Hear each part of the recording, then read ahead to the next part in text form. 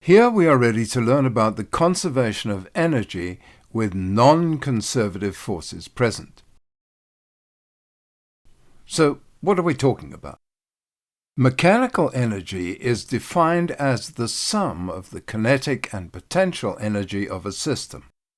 By potential energy, we mean gravitational potential energy.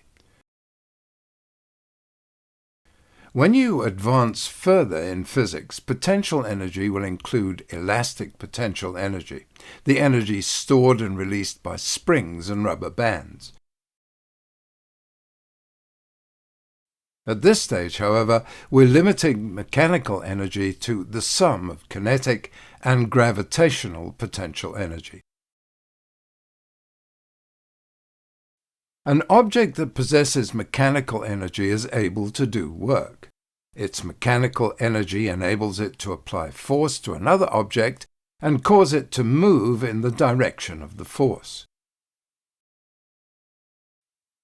In everyday life, conservation reminds us to reduce the use of electricity or water or fuel. It tells us about plans to protect plants, animals, and habitats in their natural environments, such as forests, to shield them from human development. If you conserve something, you use it carefully and sparingly so that it lasts a long time. You also recycle plastic and glass to cut down energy used in making these things. In physics, a conservation law states that something that we can measure remains constant while the process continues over time. It also applies only to isolated systems. In physical science, we talk about three kinds of systems: an open system, a closed system, and an isolated system. An open system is one that allows energy and matter to exchange.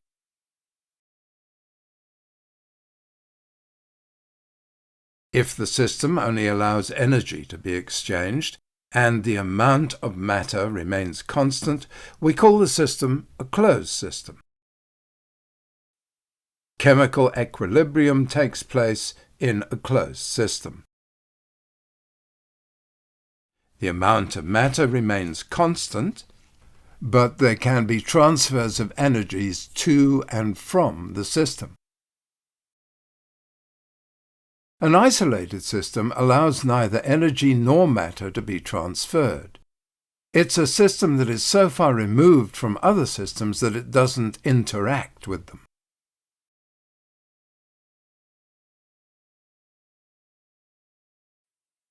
The law of conservation of mechanical energy applies to isolated systems. It states that the mechanical energy of an isolated system remains constant. An isolated system has no dissipative forces present. It has no friction or air resistance. The mechanical energy of the system remains constant. Forces which dissipate energy are called non-conservative forces. By their action, mechanical energy is transformed to other forms of energy.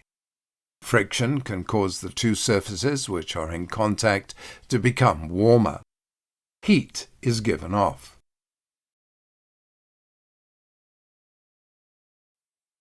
Mechanical energy can do work which changes the shape of an object. For example, when a tennis ball hits a wall, it deforms before springing back to its original shape and bouncing off the wall.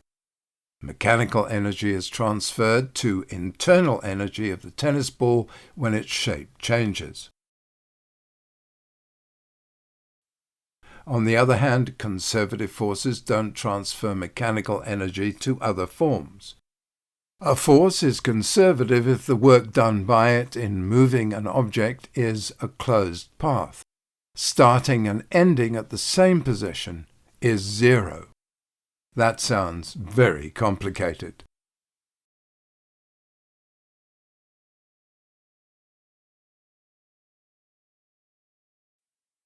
This man is a weightlifter.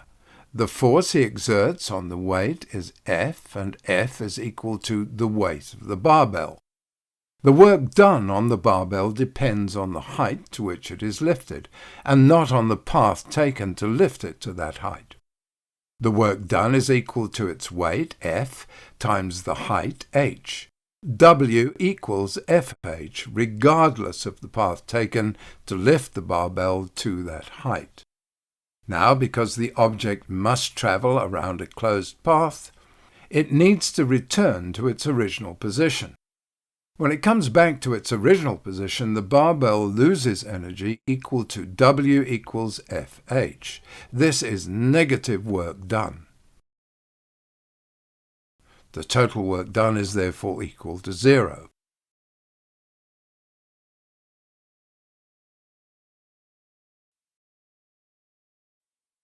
The man was doing the work against the force of gravity. Because the total work done from start to finish is 0, we say that gravitational force is a conservative force. When only the force of gravity acts on an object, mechanical energy of the system is conserved. However, we need to consider the conservation of energy when non-conservative forces are present, because objects in everyday life are subjected to air resistance and friction. We need to take a wider view of conservation of energy.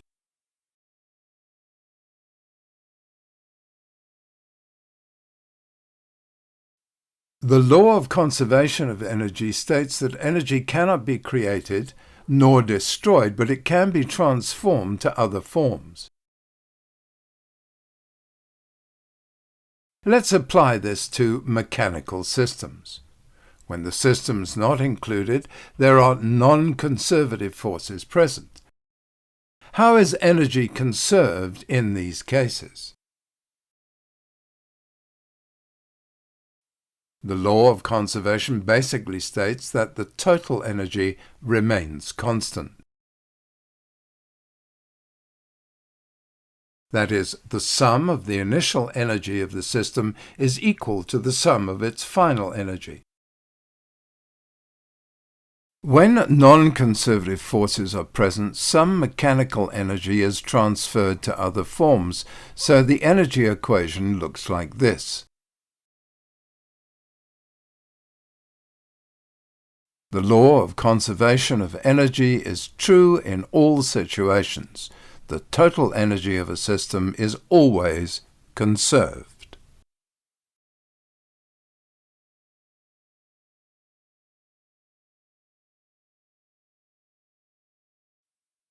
The work done by non-conservative forces is the amount of mechanical energy transferred to other forms of energy. It's called WNC, which stands for work done by non-conservative forces. It's equal to the product of the non-conservative force and the displacement of the object in the direction of the force. The energy transferred is the amount of work done, which may show up as heat or a change in temperature of the object.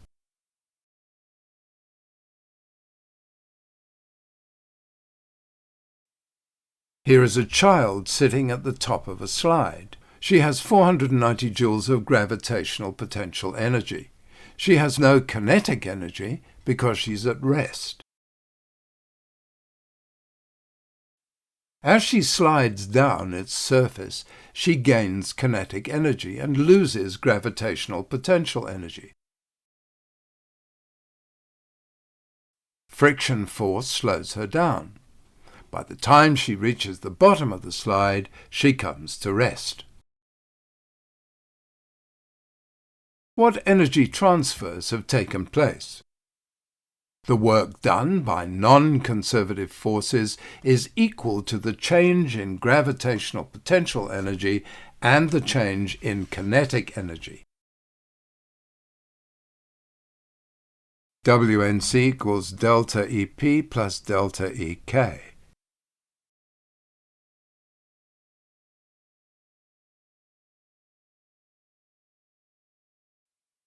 Let's put all this information into a problem to be solved.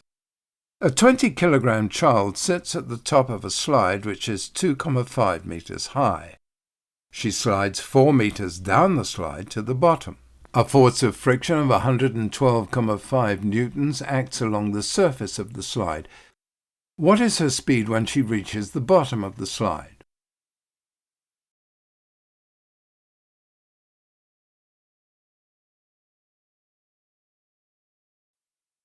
The work done by friction is equal to the magnitude of friction, 112,5 newtons, times the displacement down the slide, 4 meters, times cos 180 degrees.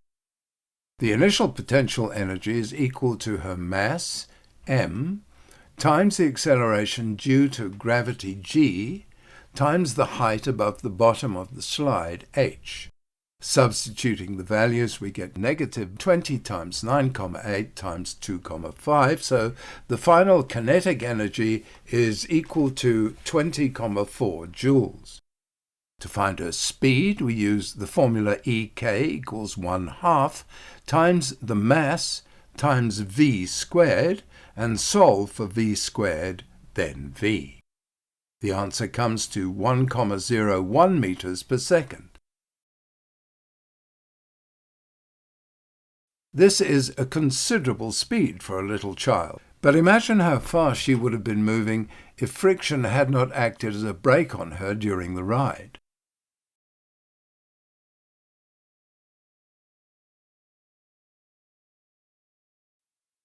We apply the formula. Work done by the non-conservative force is equal to the difference between the final and initial mechanical energy. This formula reduces to work done by non-conservative force is equal to change in potential energy and the change in kinetic energy. The final potential energy is 0. The initial kinetic energy is 0. The work done by the friction equals the negative value of the initial potential energy plus the final kinetic energy.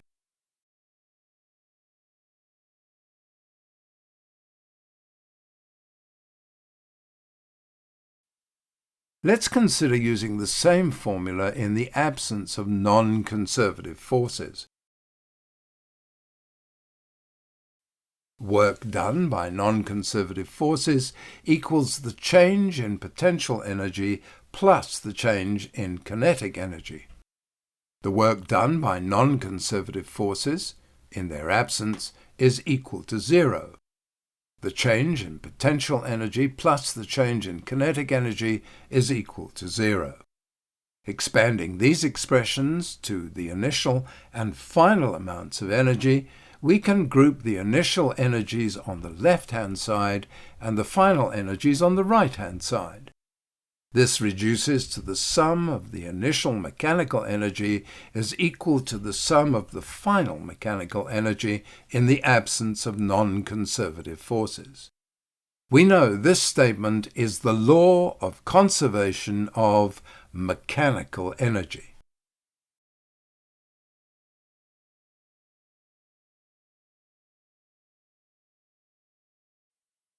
Let's solve a problem where there's no work done by non-conservative forces. Take the motion of a pendulum. The effects of air resistance are almost negative when the pendulum moves relatively slowly. We can therefore assume that there is no air resistance. Pendulum bob of mass 50 grams swings from 20 centimeters above its rest position. Part A, determine the maximum speed, and Part B, determine its speed when it's at a height of 10 centimeters. We'll solve more problems together in the last lesson, Lesson 5. But until then, conserve your knowledge of energy.